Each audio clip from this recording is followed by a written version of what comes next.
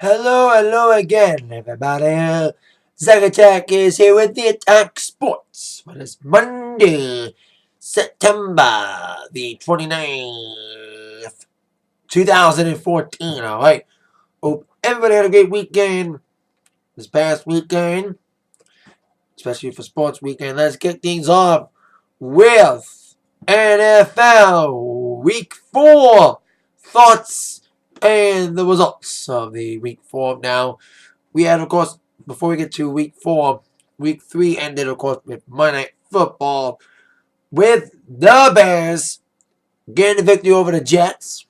But this week, in Week 4, Bears lost to, of all teams, the Packers and Soldier Field. Wasn't able to see the game, but I saw the stats and highlights. I'm like, damn, the Bears were winning. At one point, I saw the score, and I'm like, damn, Bears are going to destroy the Packers. But the Packers came flying back.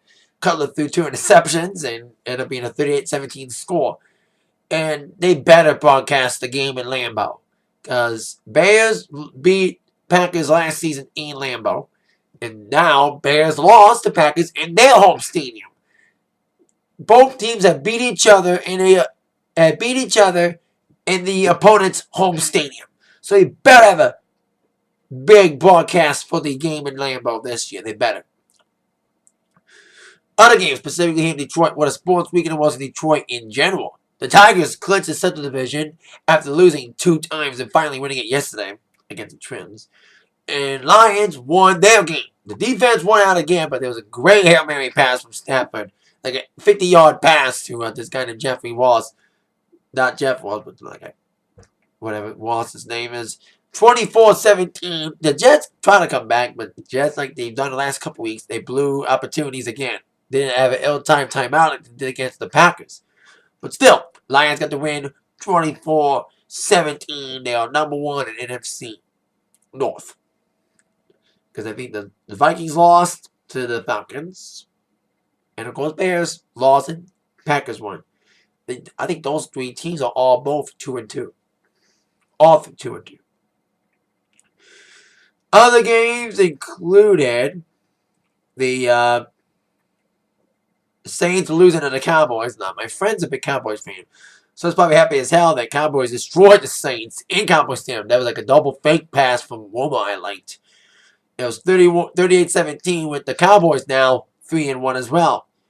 And Frisco ended the 2-game losing streak despite all the rumors about trying to get rid of Harbaugh. They defeated the Eagles with their defense, ending the Eagles' undefeated streak and ending their 2-game losing, like I said, streak with the 26-21 victory in San Francisco. Finally, the first win in Levi Stadium after losing to the Bears on Sunday Night Football for the home opener. They had, of course, the game in Wembley Stadium with Miami Dolphins winning over the Raiders. And I think Def Leppard performed the pregame without Vivian Campbell. But that's a story for the attack line if I need to. So, tonight's game is Chiefs against the Pats tonight. Pats all 2-1. Chiefs, who started off last season undefeated for the first 8 or 9 games, are 1-2. So, see what happens in that game. See what happens. It was an interesting week for football, I would say that much. Let's see how the Lions can keep up their momentum after winning 2 in a row against the Jets. And now,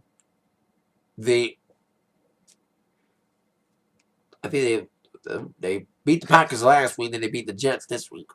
So keep up Lions. So there you go. NFL there now. Cage fighting, MMA. Kick off with Bellator. Happened this past Friday. It was an okay card. Headlined by a new champion in the middleweight division as Brandon Halsley quickly submitted Alexander Shlemenko in a rear naked choke in 30 seconds in the first round. I was like, wow, it was over that quickly. And the co-main, Machine held Patricky down to the ground to get the unanimous victory and the lightweight title tournament final. That was the thing. So that means Machine held will take on the lightweight champion, which is, I forget who the lightweight champion is at Bellator. I know some champion Bellator, but not all of them. So we'll see who Machine Hell takes on, and it should be a tricky fight. Especially, but if they stand him up. Because Machine Hell took Patricky down all 3 rounds with the submission attempts, because Patricky's a striking guy. So he put like GSP, or in other words, a Ben Askren in Bellator terms. They also had Bubba Jenkins. He looked dominant in his fight against Diego Miller. It was okay and unexciting, though. Mostly one-sided. And a great knockout from Mike Richmond. That was a killer knockout he did on Ed West, should I say, in the 2 minutes in the first round. So, okay, Bellator card. Once again, great moments, not good fights. So, there you go. See what happens this Friday when they have the Bellator with Daniel Strauss as main event. Speaking of Bellator, former Bellator champion Eddie Alvarez made his UFC debut this past Saturday as UFC 178 took place, losing to Donald Cerrone in the 3rd round unanimous decision. And of course, the replacement for Cormier Jones was Anthony Rumble Johnson's brother, or West Korea's brother, but maybe they're cousins. That is interesting. Is Anthony Rumble Johnson cousins with or any relation to Mighty Mouse Demetrius Johnson? Maybe they are cousins. Who knows? But Demetrius Johnson got the 2nd round submission on the Chris Carrizo as a replacement main event after the injury of Cormier and Bonesy. And they got fined, by the way, for their fight in the press conference. The fight that everyone's talking about is Conor McGregor in a devastating, vicious knockout I heard against Dustin Poirier. And we're just saying that Conor's the next big star in MMA. And then I heard a big controversy involving the Yoel Romero and Tim Kennedy fight, with Yoel Romero defeating Tim and TKO. I'm hearing there's a confrontation backstage. There's some sort of controversy. Then we also caught Ken Zingano taking on Amanda Nunes. She won. Could be heading towards a fight against Ronda Rousey. And Dominic Cruz returned in a 1st round knockout of Takeya Mizugaki.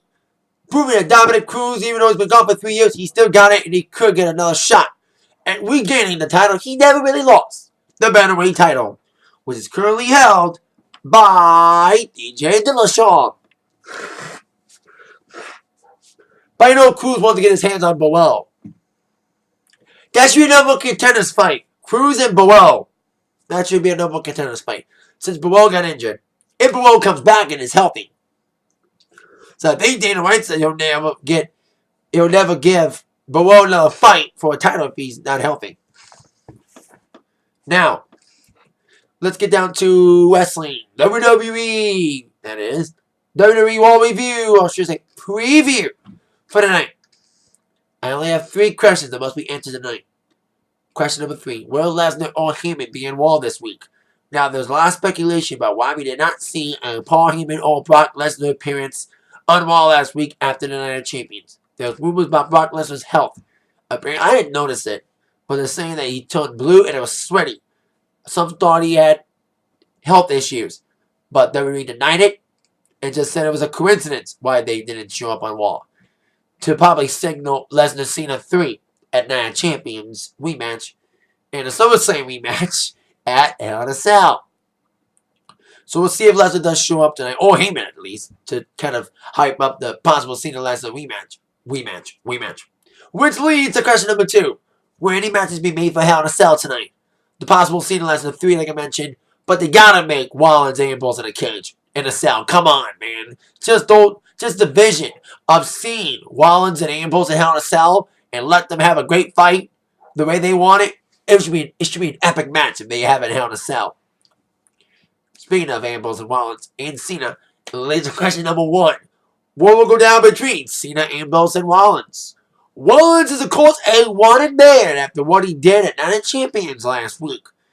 Of course, the comeback of Ambrose, notwithstanding, in their little brawl, we saw, of course, Rollins stick his head in the Lesnar-Cena match, causing disqualification after he hit Cena, following the FU to Brock Lesnar. And that led to what happened on Raw with very interesting segments, including the opening segment with the fight all over before Rollins left. Then came back during the Ambrose Kane match. But not before getting involved in the Cena-Orton match in a big brawl between Rollins, Ambrose, and Cena to end Raw last week. So we'll see what goes down between those three again tonight on Raw.